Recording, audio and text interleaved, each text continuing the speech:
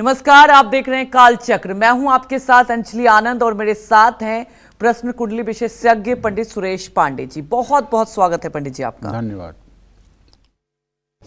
राहु जब आता है तो शनि कष्ट ढाता है। राहु जब आता है तो केतु बहुत सताता है। राहु जब आता है तो मंगल भी अमंगल कर जाता है। जी हाँ, राहु का नाम सुनते ही हम सब में हर कोई परेशान हो जाता है। ज्योतिष में राहु को एक क्रूर और छाया ग्रह माना गया है। राहु की महादशा में बाकी ग्रहों की अंतर्दशा हमारे जीवन में बहुत बदलाव ला सकती है। राहु से हम सभी को संभलने की जरूरत है, वरना राहु की क्रूर दृष्टि हमारा सुख चैन छीन सकती है और हमारी किस्मत बिगाड़ सकती है। राहु की महादशा के 18 साल किस पर हैं भारी और किसको रहना चाहिए संभल कर, आज ये सब आपको बताएंगे प्रश्न कुंडली विशेषज्ञ पंडित सुरेश पांडे जी। राहु की महादशा और अंतर्दशा से जुड़ी हर जानकारी के लिए आप हमारे साथ बने रहिए। कालचक्र में आज बेहद ही महत्वपूर्ण चर्चा करेंगे और पंडित जी आपको बताएंगे कि इससे कैसे आपको संभल कर रहना है, क्योंकि राहु का नाम सुनते ही लोग डर जाते हैं, परेशान हो जाते हैं। तो चलिए अपनी चर्चा को आगे बढ़ाते हैं और मैं दर्शकों को यही कहूंगी कि आप ध्यान से आज का पूरा कालचक्र देखिए, क्योंकि सबके जीवन में कभी ना कहीं राहु की महादशा आती है और इससे लोग बहुत ज्यादा पैनिक हो जाते हैं। लेकिन आज पंडित जी आपको वो हर चीज एक्सप्लेन करेंगे, तो लगातार हमारे साथ बने रहिए। पंडित जी, राहु की महादशा और अंतर्दशा, सबसे पहले तो आप हमारे दर्शकों को ये बताएं होता क्या है। अगर कुंडली की बात की जाए पंडित जी, कुछ लोग हमारे दर्शक हैं कि आप लगातार बताते रहते हैं, तो राहु अगर कुंडली में कहाँ है तो ज्यादा नुकसान होता है, किस जगह स्थापित हो तो लोगों के लिए बहुत ज़्यादा परेशानी नहीं भी होती है? क्योंकि मैंने देखा है कई बार आपने हमारे दर्शकों को बताया कि ऐसा नहीं है कि राहु चल रहा है तो आप बहुत ज़्यादा पैनिक हो जाए। देखिए, ऐसा है, ज्योतिष शास्त्र में दो प्रकार के समय की चर्चा है। एक अष्टोत्तरी महादशा जो 108 साल की होती है, एक विंशोत्तरी महादशा जो 120 साल की होती है।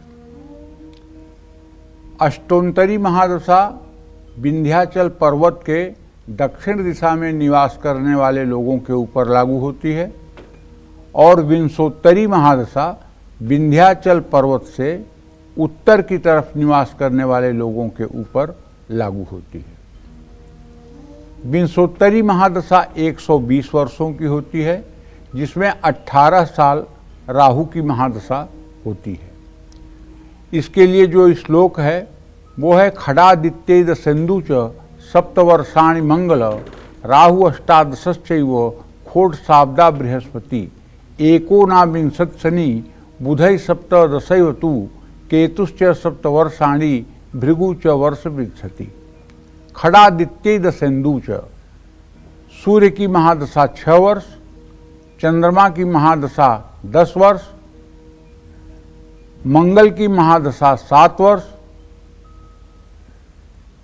राहु की महादशा 18 वर्ष, बृहस्पति की महादशा 16 वर्ष, शनि की महादशा 19 वर्ष, बुध की महादशा 17 वर्ष, केतु की महादशा 7 वर्ष और शुक्र की महादशा 20 वर्ष की होती है।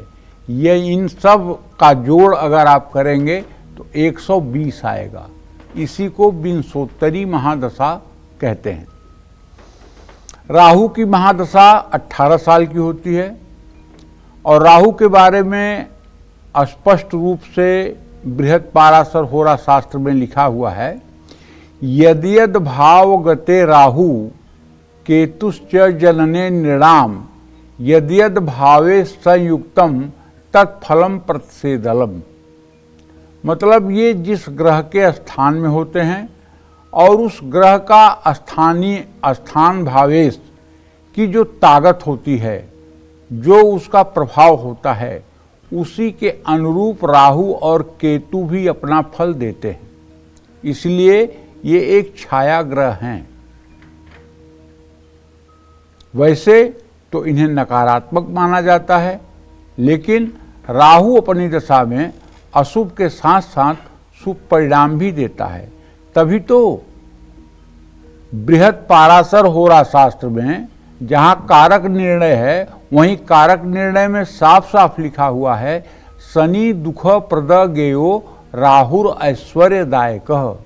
शनि को दुखदाता ग्रह के रूप में और राहु को ऐश्वर्य देने वाले ग्रह के रूप में निरूपित किया गया है। ये बृहद पाराशर होरा शास्त्र का कारक प्रकरण अगर आप पढ़ेंगे तो आपको पता चलेगा, जहाँ लिखा हुआ है शुक्रो शुक्रश्च तथा नेत्रम चंद्रमा मनसस्तथा आत्मा वै दिन कृते अत्र बुधो बालत्व धीमतः क्रोध पराक्रम भौमो। तो इस तरह से राहु जो है वो वैभव का ग्रह है। तो राहु से केवल डरने की बात नहीं है, राहु निर्णय लेने की एक नई क्षमता भी देता है। हालांकि वैसे ये भ्रम का ग्रह भी है, ये ग्रह भ्रम का भी है। आज मैं आपको राहु की महादशा के शुभ और अशुभ दोनों परिणामों के बारे में बताऊंगा, लेकिन ये कहना कि राहु खराब होता है सर्वथा गलत है, और ये कहना कि राहु बहुत ही अच्छा है ये भी कहना गलत है। राहु का अच्छा और बुरा होना उसके किस स्थान पर बैठा हुआ है, किस राशि किस नवमांश में है और किस ग्रह से दृष्ट है, इन चार बातों पर बहुत कुछ आधारित होता है। जय मां विंध्यवासिनी। तो जब राहु की महादशा में राहु की ही अंतर्दशा आती है तो इसका व्यक्ति की सेहत और जीवन पर क्या असर होता है ये जानते हैं, बताएं पंडित जी। देखिए,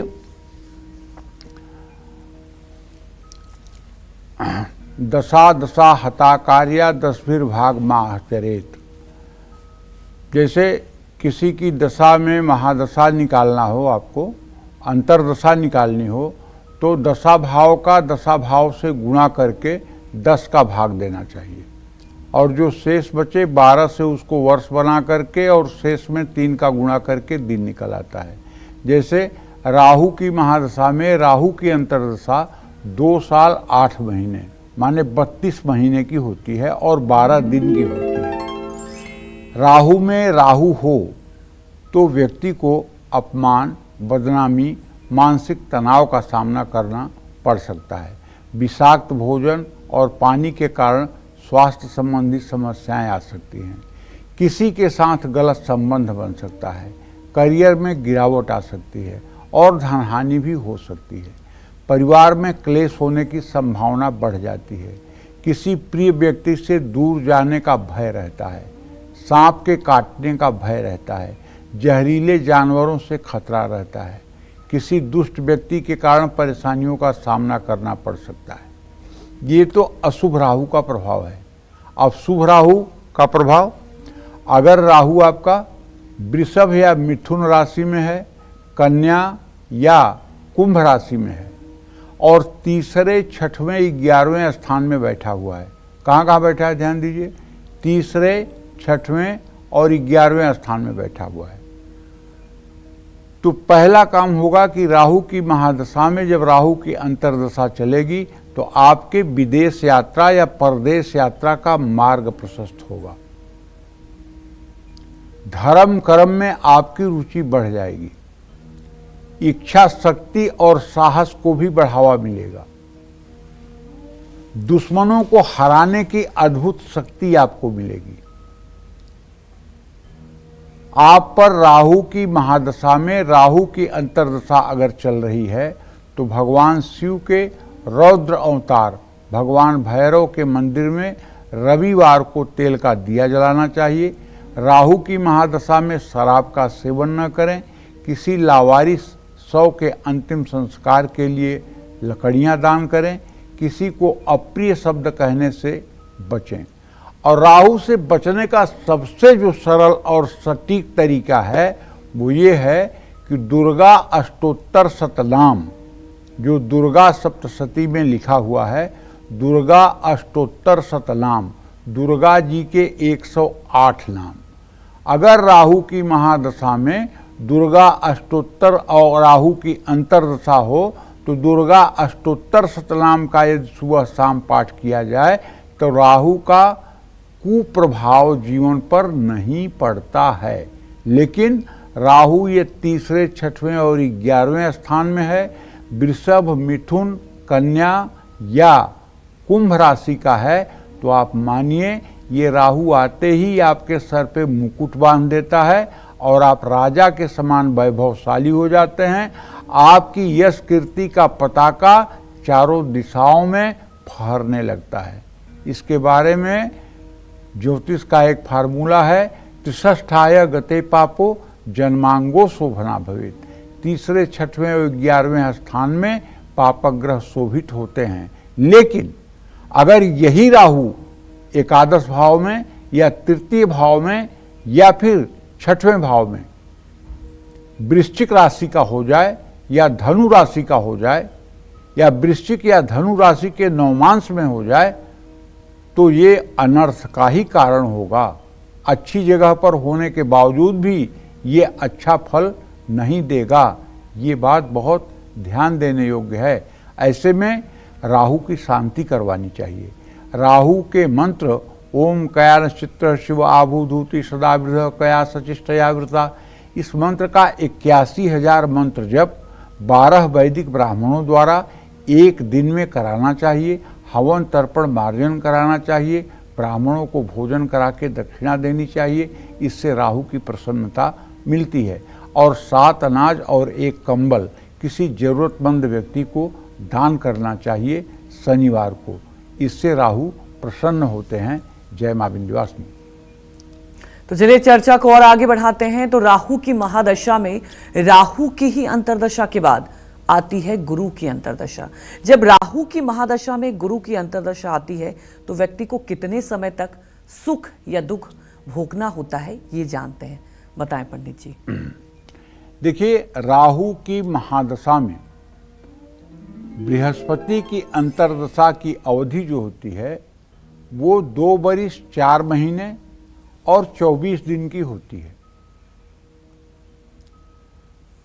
राक्षस प्रवृत्ति के ग्रह राहु और देवताओं के गुरु बृहस्पति का ये संयोग सुखदायी तब होता है जब इनकी परस्पर स्थिति पंचम नवम हो या चतुर्थ दशम हो तब। लेकिन अगर ये स्थिति षडाष्टक योग की है, छठवें आठवें है, द्वितीय द्वादश की है, फिर ये बहुत अनर्थकारी होता है। इसी को गुरु चांडाल योग कहते हैं। अगर राहु में गुरु की दशा चल रही है तो यही गुरु चांडाल योग दशा है। राहु में गुरु की दशा आने पर व्यक्ति के मन में शुद्ध विचार आते हैं तब जब उनकी स्थिति अच्छी होगी। व्यक्ति धार्मिक प्रवृत्ति का होगा तब जब बृहस्पति भी बलवान होगा।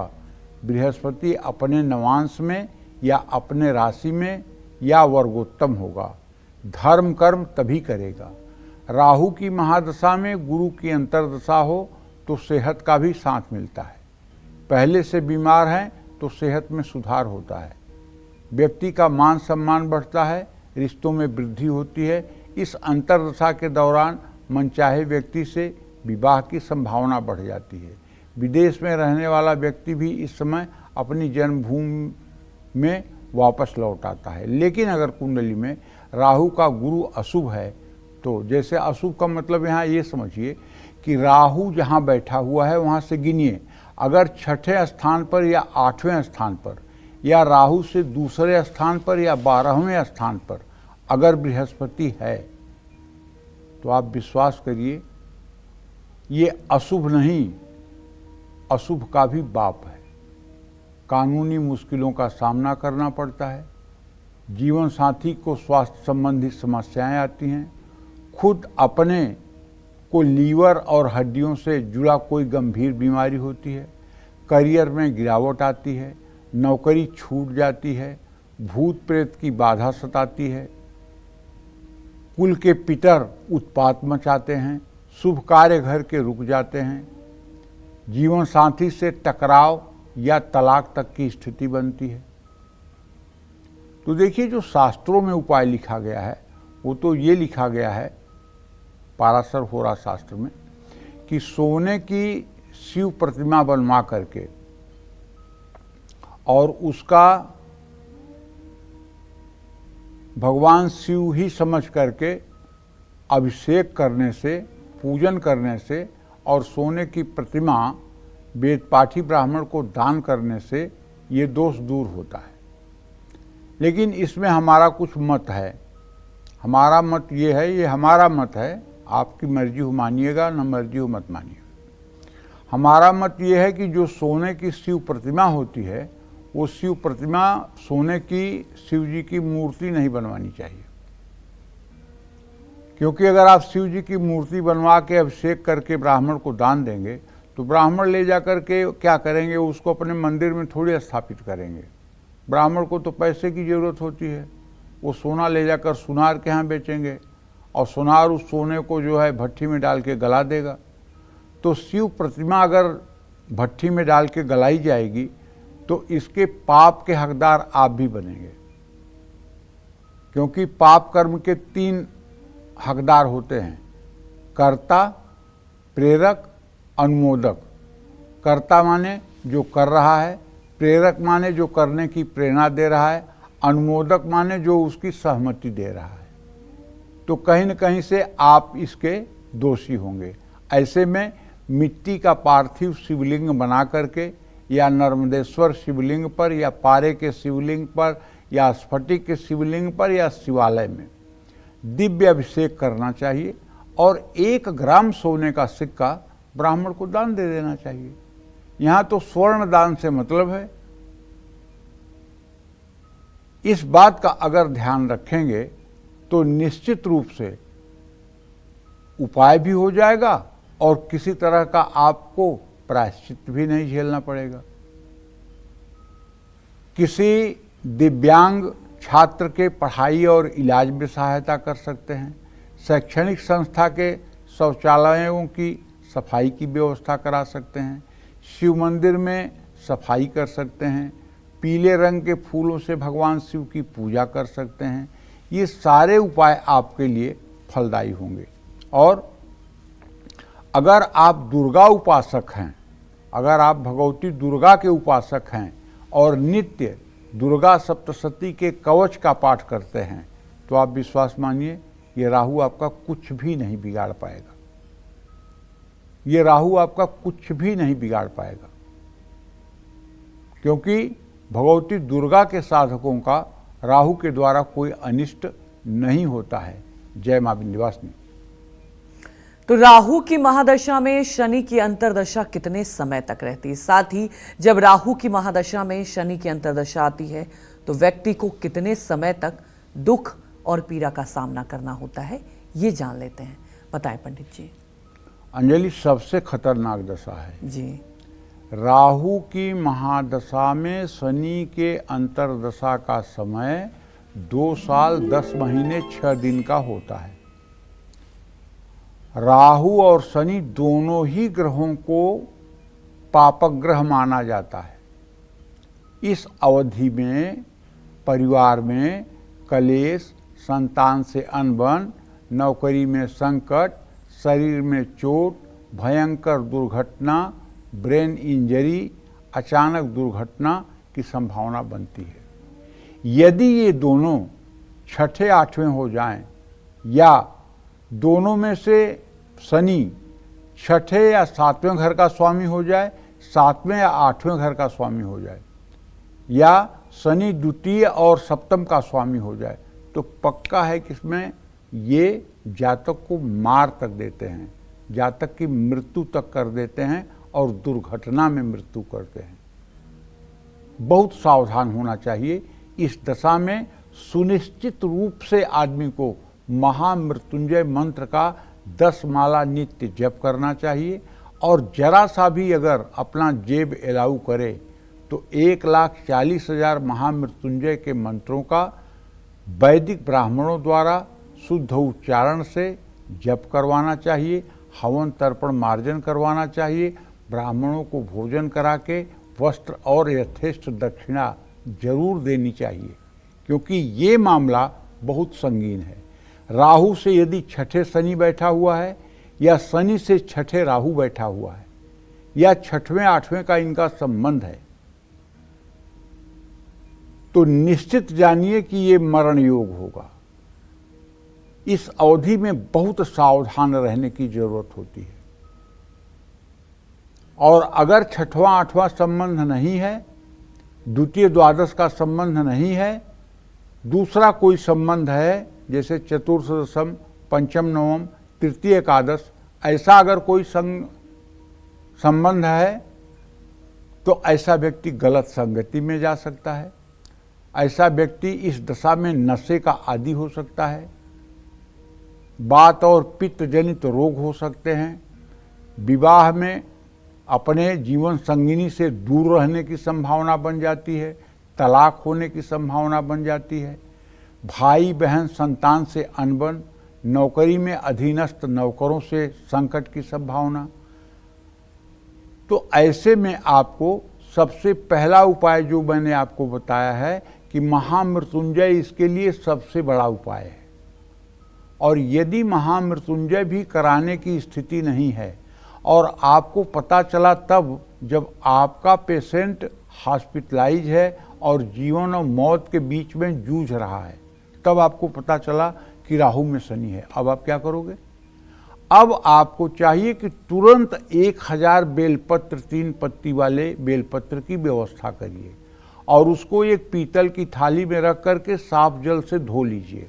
धोने के बाद पानी गिरा करके बेलपत्र को साफ रख करके, अगर संभव हो तो घर परिवार के 2-4 लोग साथ में बैठ करके चमेली की कलम बना करके और अष्टगंध की स्याही से हर पत्ते पे राम राम लिख डालिए। अगर नहीं संभव है तो छोड़ दीजिए। आप वो बेलपत्र लेकर किसी शिवालय में चले जाइए और पंडित जी से बोलिए कि वो मृत संजीवनी जो महामृत्युंजय मंत्र है, ओम हौम ओम जूम ओम शह ओम भूर्भुवः स्वः त्र्यंबकं यजामहे सुगंधिं पुष्टिवर्धनम् उर्वारुकमिव बन्धनान् मृत्युर्मुक्षी मामृतात् भूर्भुवः स्वरोम जूम शह हौम ओम।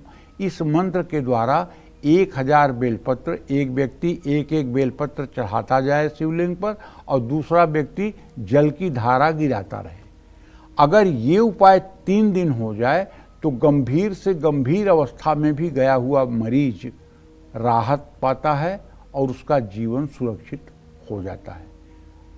भगवान शिव जब बहुत ज़्यादा महाराज दशरथ कैकेयी के बात से व्यथित हुए और उन्हें लगा कि अब प्राण पखेरु निकलेंगे, तो बालकांड में महाराज दशरथ कहते हैं, आशुतोष तुम अवधर दानी आरत हरहूँ दीन जन जानी।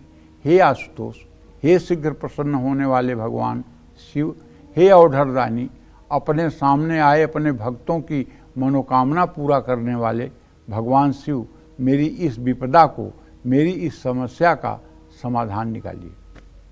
ये बालकांड की चौपाई है।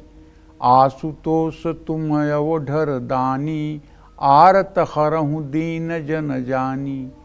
अगर राहु में शनि का अंतर चल रहा है और कोई जातक इस मंत्र का, इस चौपाई का शिवालय में बैठकर अगर 108 बार भी शुद्ध मन से इस चौपाई का उच्चारण कर ले भगवान शिवलिंग के समक्ष बैठ करके, तो मैं दावे के साथ कहता हूँ 2 घंटे में ही आपको पॉजिटिव रिजल्ट मिलेगा। भगवान शिव को समी के पत्रों से पूजा करें, शिव सहस्त्र नामावली का पाठ करें, काले तिल से शिव जी का पूजन करें, महामृत्युंजय मंत्र का जप करवाएं, नवचंडी का पूर्ण अनुष्ठान करते हुए पाठ और हवन कराएं। जय मां विंध्यवासिनी। और अपनी चर्चा को आगे बढ़ाते हुए बात करते हैं राहु की महादशा में बुध की अंतर्दशा की। राहु की महादशा में बुध की अंतर्दशा कितने समय तक होती है और व्यक्ति के जीवन पर कैसा पॉजिटिव या नेगेटिव इम्पैक्ट होता है, ये जान लेते हैं। बताएं पंडित जी। देखिए, अब राहु की महादशा में बुध की अंतर्दशा की जो अवधि होती है, समय सीमा जो होती है, वो 2 साल 3 महीने 6 दिन की होती है। इस अवधि में अगर राहु तीसरे, छठवें या 11वें स्थान में है या वृषभ, मिथुन, कन्या या कुंभ के नवमांश में है तो इस अवधि में सद्बुद्धि मिलती है, कारोबार में लाभ होता है। इस दशा में मैंने देखा है कि राहु में बुध का अंतर है, जिनकी कुंडली में वो इस दशा में केंद्र में मंत्री बने हैं।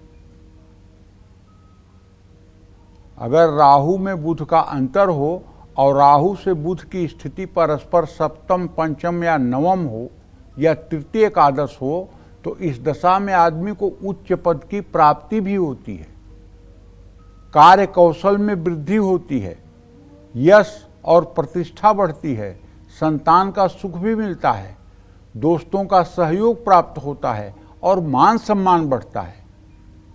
कारोबार विस्तार की संभावना बढ़ जाती है। इस दशा में व्यक्ति को नए नए वाहन का सुख मिलता है। इस दशा में सेहत और पैसे की स्थिति में सुधार आता है। लेकिन अगर राहु से बुध की स्थिति छठवें हो जाए या आठवें हो जाए या द्वितीय हो जाए या द्वादश हो जाए या बुध पर पापक ग्रह की दृष्टि हो, शनि केतु की दृष्टि हो, मंगल की दृष्टि हो तो चर्म रोग हो जाता है, भ्रम की बीमारी हो जाती है, एक्जिमा और अपरस की बीमारी हो जाती है, नसों में खिंचाव हो जाता है। इसके लिए जो बृहत पाराशर होरा शास्त्र में महर्षि पाराशर ने लिखा है वो लिखा है छाग दानम प्रकुर्वीतम मृत्युंजय जपम चरेत। छाग कहते हैं बकरी के बच्चे को।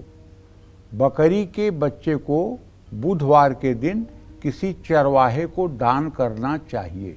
खरीद करके बकरी का बच्चा और उसे कुछ खिला पिला करके जो चरवाहा उसको पालता हो उसी को फिर से दान कर देना चाहिए।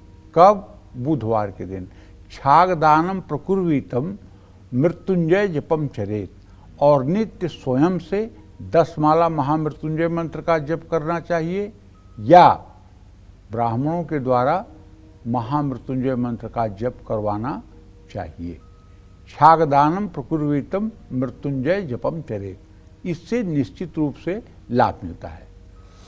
अच्छा, अगर बुध कन्या के नवमांश में है तो गणेश भगवान के 100 नामों का पाठ करते हुए दुर्वांकुर और लड्डू चढ़ाना चाहिए। हाथी को कुछ हरे पत्ते, नारियल का गोला या गुड़ खिलाना चाहिए। कुष्ठ रोगी या बीमार व्यक्ति और दिव्यांग की मदद करना चाहिए। पंछियों को हरे मूंग खिलाने चाहिए। ये सब चीज़ें फायदा करती हैं, लेकिन बकरी को घास खिलाना या बकरी को कुछ देना या बकरी का दान करना राहु में बुध के लिए सबसे प्रभावशाली और सबसे सटीक उपाय है। इसको आप आजमा के देख सकते हैं। इसका उपाय का असर कभी खाली नहीं जाता है। जय मां विंध्यवासिनी। तो राहु की महादशा में केतु की अंतर्दशा कितने समय तक होती है और व्यक्ति के जीवन पर इसका कैसा बुरा या अच्छा प्रभाव होता है, ये जान लेते हैं। बताएं पंडित जी। राहु की महादशा में केतु की अगर अंतर्दशा हो तो पहली बात तो राहु से केतु परस्पर सप्तम ही रहेगा हर समय, नो डाउट, इसमें कोई संदेह की बात ही नहीं है। सृष्टि जब तक रहेगी, जब से सृष्टि है तब से तब तक राहु और केतु दोनों परस्पर सप्तम ही होते हैं और दोनों वक्री ग्रह होते हैं। और राहु में केतु की अंतर्दशा 1 साल 18 दिन की होती है। अगर राहु केतु दोनों की स्थिति खराब है या पापक ग्रहों से दृष्ट हैं या पाप ग्रह के स्थान में हैं तो मृत्यु तुल्य कष्ट या दुर्घटना या कोई गंभीर बीमारी देंगे। अगर शुभग्रह के घर में हैं, शुभ स्थान में है तो कोई परेशानी नहीं होगी। राहु और केतु दोनों छाया ग्रह हैं। इनके बारे में मैंने प्रोग्राम के शुरुआत में ही बताया कि यद्यद भाव गते राहु केतुश्च जनने निराम यद्यद भावे संयुक्तम तत्फलम प्रतिषेधलम, मतलब ये छाया ग्रह हैं। इनकी दशा एक तरह से शुभ नहीं मानी जाती है। वैसे महर्षि पाराशर कहते हैं कि वृषभ राशि का राहु उच्च का होता है, लेकिन लग्न चंद्रिका में लिखा हुआ है मिथुने सिंहिका सुतः। मिथुन राशि में सिंहिका सुत माने राहु उच्च का होता है। और अगर प्रैक्टिकल आप करके देखें तो आपको भी पता चलेगा कि मिथुन का राहु उच्च का फल देता है।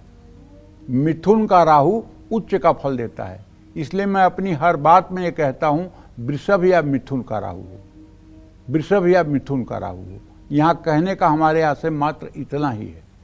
राहु की महादशा में केतु की अंतर्दशा व्यक्ति को मानसिक और शारीरिक दोनों प्रकार की चोट पहुंचाती है।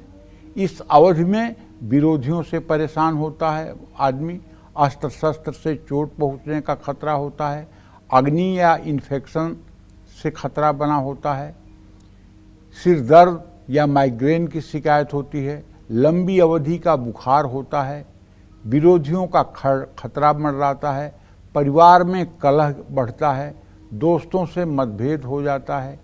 राहु में केतु की अंतर्दशा हो तो हथियारों से दूर रहना चाहिए, करियर में बदनामी या नुकसान झेलना पड़ता है। राहु में केतु का उपाय ये है, भैरव मंदिर में ध्वजा चढ़ानी चाहिए, कुत्तों को रोटी या ब्रेड खिलानी चाहिए, कौओं को खीर पूरी खिलानी चाहिए, घर या मंदिर में गूगल की धूप जलानी चाहिए। लेकिन अगर मेष या वृश्चिक राशि का राहु हो तो सोने की नाग प्रतिमा बनवा करके उसको किसी शिवालय में अभिषेक करके दान करना चाहिए। या राहु पर अगर मंगल की दृष्टि हो, राहु मंगल से दृष्ट हो, तब भी सोने की नाग मूर्ति बनवाकर उसकी यथाविधि पूजन करके और उसका दान करना चाहिए। ये शांति का एक उपाय है। जय मां विंध्यवासिनी। तो राहु की महादशा में शुक्र की अंतर्दशा कितने समय तक अपना अच्छा या बुरा प्रभाव डालती है, साथ ही इसके अशुभ प्रभावों से बचने के लिए कौन से उपाय हमें करने चाहिए, ये जान लेते हैं। बताएं पंडित जी। देखिए, राहु की महादशा में शुक्र की अंतर्दशा पूरे 3 साल चलती है। शुक्र राहु के नकारात्मक प्रभाव को कम करने में मदद करता है। इस अवधि में वैवाहिक जीवन में सुधार आता है। लेकिन एक बात आजमाई हुई बता दूं, अगर राहु में शुक्र का अंतर हो और राहु और केतु केंद्रस्थ न हो, राहु और शुक्र केंद्रस्थ न हो, राहु केतु का 6ठा 8वां संबंध हो या द्वितीय द्वादश का संबंध हो, या राहु से शुक्र 6ठा या 8वां हो, पक्का मान लीजिए कि अगर आपका कोई किसी से मित्रता है तो मित्रता टूट जाएगी। आपका यदि वैवाहिक जीवन है तो वैवाहिक जीवन में कटुता घुल जाएगी, वैवाहिक जीवन एकदम विषाक्त हो जाएगा। बहुत खराब स्थिति राहु में शुक्र की होती है, खास करके जीवन साथी और जीवन संगिनी के लिए। बहुत अलर्ट हो जाना चाहिए राहु में शुक्र के अंतर में। हाँ, लेकिन अगर ये परस्पर पंचम नवम होंगे या सप्तमस्थ होंगे तो वाहन भूमि का सुख भी मिलेगा, जीवन में सुख और समृद्धि भी बढ़ेगी। व्यक्ति के जीवन में मुश्किलों को कम करने के लिए कड़ी मेहनत करता है। नौकरी में तरक्की की संभावनाएं बढ़ जाती हैं। लेकिन कुंडली में शुक्र और राहु अगर शुभ नहीं हैं तो शीत रोग होते हैं, मानहानि भी होती है। इसी दशा में आदमी के लंग्स में इन्फेक्शन होता है, आदमी को सांस लेने में दिक्कत होती है। कई लोगों को तो बहुत विरोधियों का सामना करना पड़ता है। तो ऐसे में अगर राहु में शुक्र की अंतर्दशा हो तो हमारे समझ से भगवती दुर्गा की आराधना सबसे लाभकारी है। सबसे छोटा उपाय है कि आप अपने घर में शुक्रवार के दिन दुर्गा सप्तशती के संपुटित 9 पाठ करवाएं। ओम सर्वा बाधा विनिर्मुक्तो धन धान्य सुतान्वितः मनुष्यो मत प्रसादेन भविष्यति न संशय। इस मंत्र से संपुटित करा के 9 पाठ आप अपने घर में करवाएं, हवन तर्पण मार्जन करवाएं और घर आए हुए ब्राह्मणों का स्वागत सत्कार करके भोजन करा के दक्षिणा दें। दूसरा उपाय, ये उपाय आपको हर 6-8 महीने पे करते रहना चाहिए। दूसरा उपाय ये है कि सांड को गुड़ या घास खिलाएं। शिव मंदिर में स्थित जो नंदी भगवान हैं उनकी पूजा करें और अपने घर में एकाक्षी नारियल की स्थापना कर उसकी भी पूजा करें। स्फटिक की माला हो सके तो गले में धारण करें, इससे आपको राहत मिलेगी, लेकिन इसमें देवियों की उपासना ज़्यादा लाभकारी होती है। जय मां विंध्यवासिनी। तो राहु की महादशा में सूर्य की अंतर्दशा कितने समय तक होती है और व्यक्ति के जीवन पर कैसा पॉजिटिव या नेगेटिव इम्पैक्ट होता है, ये जान लेते हैं। बताएं पंडित जी। राहु की महादशा में सूर्य की अंतर्दशा की अवधि 10 महीने 24 दिन की होती है, जो अन्य ग्रहों की तुलना में सबसे कम होती है। सूर्य और राहु एक दूसरे के अयोग्य हैं। इस समय सूर्य ग्रहण की तरह व्यक्ति पर प्रभाव पड़ता है। जब भी राहु में सूर्य आएगा और राहु से सूर्य की स्थिति 6वीं 8वीं होगी, द्वितीय द्वादश की होगी, तो पक्का है कि ऐसे आदमी के बाप को, अगर 50 साल की उम्र के ज़्यादा वाला बाप है तो हार्ट अटैक की संभावना बनेगी, हार्ट संबंधी बीमारी की संभावना बनेगी। और अगर कम उम्र का बाप है, 30 साल 35 साल वाला है, तो उसको चोट चपेट लगेगी। इस दशा में जिस जातक के ऊपर ये दशा चल रही हो, उसकी सूर्य शांति जरूर करानी चाहिए। सूर्य के वैदिक मंत्रों का ओम आकृष्णेन रजसा वर्तमानो निवेशयन्न मृतंग मृतंग च हिरण्येन सविता रथेन देवो जाति भुवनानि पश्यन्न, इस मंत्र का 31,000 जप जरूर करवाना चाहिए। हवन तर्पण मार्जन कराना चाहिए, ब्राह्मणों को भोजन कराना चाहिए। ऐसा करने से पिता सुरक्षित हो जाता है। अगर किसी जातक की कुंडली में राहु में सूर्य का अंतर चल रहा है तो उसे अपने पिता के लिए अनुष्ठान जरूर करवाना चाहिए, ताकि पिता का जीवन सेफ हो जाए। और पिता को इसके बावजूद भी 1-2 बार, अगर 50 साल से ज़्यादा की उम्र है, तो अपनी हृदय रोग की जांच करवा लेनी चाहिए। हृदय रोग के लिए ECG वगैरह करवा करके पता कर लेना चाहिए।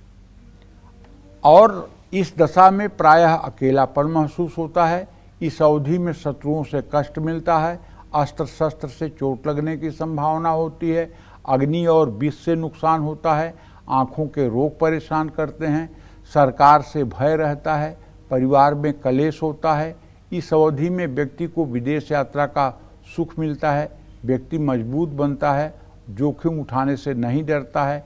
इस दशा में सरकार की तरफ से सहयोग मिलने की संभावना तब बढ़ती है जब इनकी स्थिति अच्छी हो, सूर्य अच्छे नवमांश में हो और सूर्य अपनी राशि में हो, सिंह राशि में हो या मेष या सिंह के नवमांश में हो, तब पॉजिटिव फल मिलता है। उपाय ये है कि जब तक राहु में सूर्य की अंतर्दशा चले तब तक सूर्य को हर रोज अर्घ्य देना चाहिए। सूर्य के मंत्रों का जो मैंने आपको बताया उसका पाठ करना चाहिए। और जिनकी कुंडली में सूर्य 5म भाव में स्थित है, उन सभी महिलाओं को और पुरुषों को संतान सुख की प्राप्ति के लिए हरिवंश पुराण का पाठ करना चाहिए। अगर आँखों में परेशानी है, चश्मा लग चुका है, तो चाक्षुषी विद्या का पाठ करना चाहिए। ये चाक्षुषी विद्या नित्य कर्म पूजा प्रकाश गीता प्रेस की किताब है, उसमें लिखा हुआ है। सूर्य को जल देकर अगर चाक्षुषी विद्या का 5 बार पाठ किया जाए तो नेत्रों का रोग दूर हो जाता है। मसूर की दाल का दान भी करना चाहिए। जय मां विंध्यवासिनी। तो राहु की महादशा में चंद्रमा की अंतर्दशा कितने समय तक होती है और व्यक्ति के जीवन पर कैसा बुरा या अच्छा प्रभाव डालती है, ये जान लेते हैं। बताएं पंडित जी। राहु की महादशा में चंद्रमा की अंतर्दशा 1 साल 6 महीने की होती है। चंद्रमा मन और भावनाओं को प्रभावित करता है। चंद्रमा राहु से पीड़ित होता है तो बेचैनी और चिंता बढ़ती है। यही एक ऐसा योग है जिसमें आदमी डिसीजन लेने में फैल जाता है, चाहे वो स्टूडेंट्स हो चाहे वो व्यवसायी हो। डिसीजन लेने में इतना हौच पौच हो जाता है कि एकदम टेंशन ही टेंशन जीवन में हो जाता है। इसी को ग्रहण योग कहते हैं।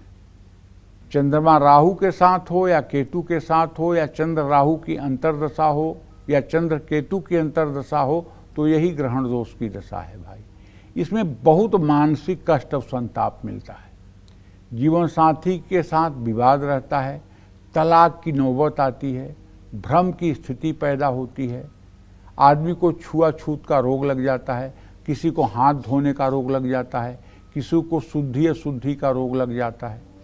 सफलता पाने के लिए काफ़ी रुकावटों का सामना करना पड़ता है। करियर में समर्थन लोगों का नहीं मिलता है, मृत्यु तुल्य कष्ट होता है, रक्त से संबंधित बीमारियां होती हैं, अचानक कोई बड़ा संकट आता है, माँ को हड्डियों का रोग परेशान करता है, जल से भी पीड़ा होती है, दुर्घटना होने का भय रहता है, धन का नाश होता है, संतान को भी कष्ट मिलता है। इस दौरान कोई भी बड़ा या महत्वपूर्ण फैसला लेने से बचना चाहिए। राहु में चंद्रमा का उपाय ये है कि माता की सेवा करें, महिलाओं का सम्मान करें और हर सोमवार को भगवान शिव का दूध से अभिषेक करें। चांदी की मूर्ति या चांदी का कोई भी सामान अपनी मौसी, बुआ या बड़ी बहन को भेंट करें, इससे भी लाभ मिलता है। जय मां विंध्यवासिनी। चक्र में राहु की महादशा में मंगल की अंतर्दशा कितने समय तक होती है और ये अंतर्दशा व्यक्ति के जीवन पर शुभ प्रभाव डालती है या अशुभ, ये जान लेते हैं पंडित जी से। बताएं पंडित जी। देखिए भाई, राहु की अगर महादशा है और मंगल की अंतर्दशा है तो ये अवधि 1 साल और 18 दिन की होती है। राहु में मंगल व्यक्ति को आक्रामक कर देता है, बहुत गुस्से वाला आदमी हो जाता है, अनियंत्रित। राहु मंगल के साथ हो जाए तो ये अंगारक योग बनाता है। राहु में मंगल की अंतर्दशा हो जाए तो ये भी अंगारक दशा है। इसमें कानूनी मामलों से परेशानी मिलती है, वैवाहिक जीवन में एकदम तनाव और कटुता बढ़ जाती है, परिवार में कलेश होता है, कड़ी मेहनत के बाद भी उम्मीद के अनुसार फल नहीं मिलता है।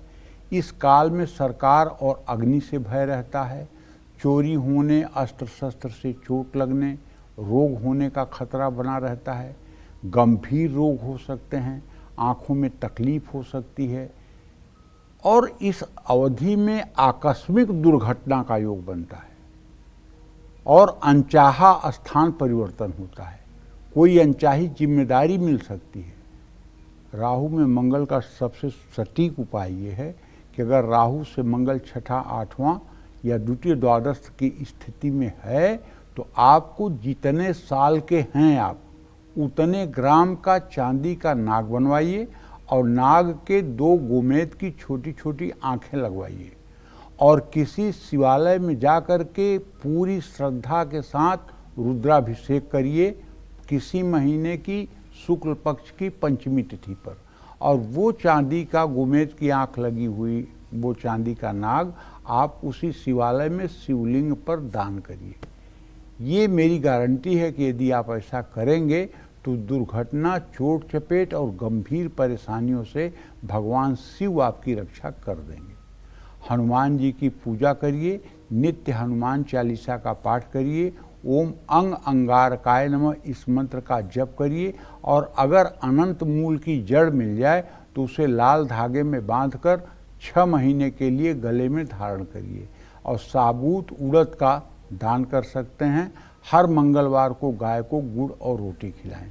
हर रोज अपने माथे पर सफ़ेद मलयागिर चंदन का तिलक लगाएं। जय मां विंध्यवासिनी। तो चलिए अब बात कर लेते हैं आज की लकी ईमेल कुंडली विजेता की। और आज की हमारी ईमेल कुंडली विजेता है उत्तर प्रदेश की रहने वाली श्वेता और ये हमारे साथ फोन लाइन पर मौजूद है। श्वेता, आपके डिटेल मैंने पंडित जी को बता दिए हैं, आप पंडित जी से सवाल पूछ सकती हैं। पंडित जी नमस्ते। हाँ, सदा सुखी रहो बेटा। पंडित जी मेरा प्रश्न है कि हमारी आयु कैसी रहेगी, कोई आयु में दिक्कत तो नहीं है? पंडित जी हमें संतान सुख कैसा है और हमारी आर्थिक स्थिति कैसी रहेगी? अभी तो अच्छी नहीं है, आगे हमारी आर्थिक स्थिति कैसी रहेगी और आयु में कोई दिक्कत तो नहीं है और हमें संतान सुख कैसा है? देखिए, अब मैं आपको बताना चाहूँगा कि आपका जन्म सिंह राशि में हुआ है और सिंह लग्न में हुआ है। आपके जन्म के समय मंगल नीच राशि में है, बुध शत्रु राशि में है, बृहस्पति अति शत्रु राशि में है, शुक्र शत्रु राशि में है, शनि अति शत्रु राशि में है। कुल मिलाकर के 9 में से 5 ग्रह आपके बहुत ही खराब हैं और आपके कुंडली में चंद्रमा शनि का विषयोग भी है लग्न में।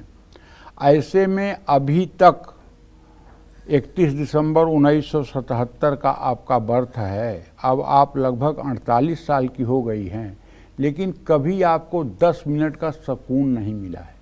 जिंदगी में हर समय उलझन और परेशानियों का सामना आपको करना पड़ा है, क्योंकि ये दशाएं ही इतनी खराब गुजरी हैं। राहु की दशा में कुछ राहत मिली होगी, इसलिए कि कन्या का राहु था, लेकिन शेष दशाएं बहुत अशुभ रही हैं। ऐसे में कहना चाहूँगा कि अपनी आयु के लिए जो आपने पूछा है, तो सूर्य पर बृहस्पति की दृष्टि है, तो ऐसे में मध्यायु योग तो आपका रहेगा। 70 साल से पहले तो आपके जीवन को कोई खतरा नहीं होना है। 70 साल से ऊपर भी आपकी आयु हो सकती है।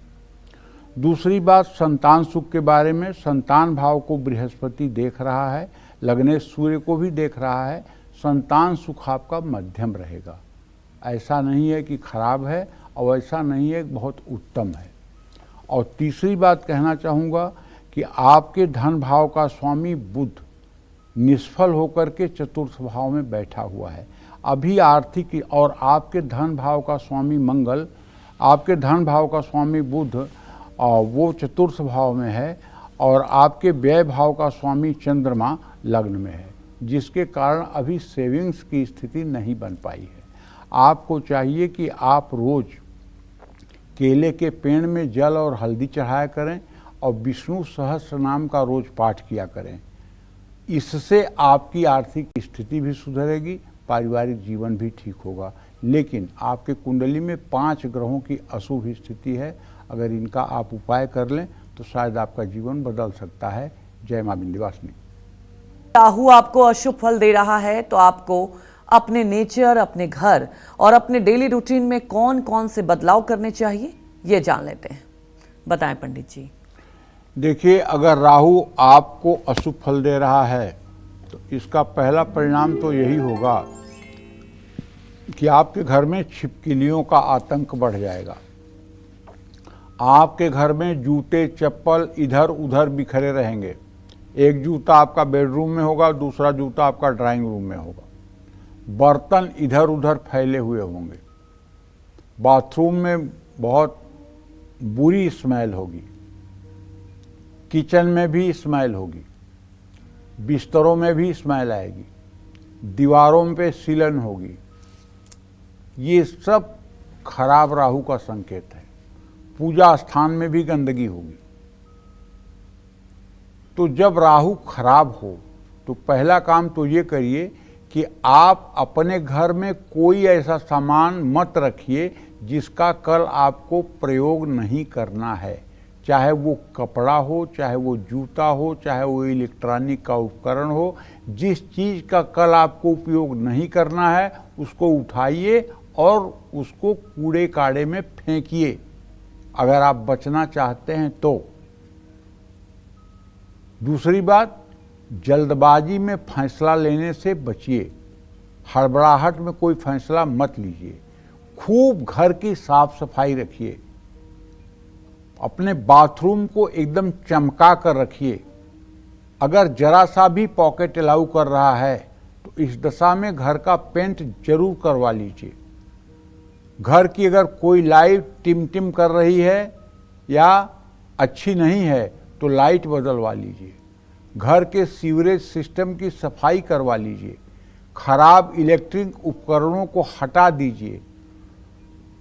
चंदन के इत्र का घर में प्रयोग करिए। ये चंदन का इत्र ले करके और यहाँ मणिबंध पर लगा करके दोनों हाथों को रगड़ करके 3 बार रोज सूंघने से चंदन का इत्र राहु का प्रकोप कम होता है। घर में शंख या घंटी बजाइए।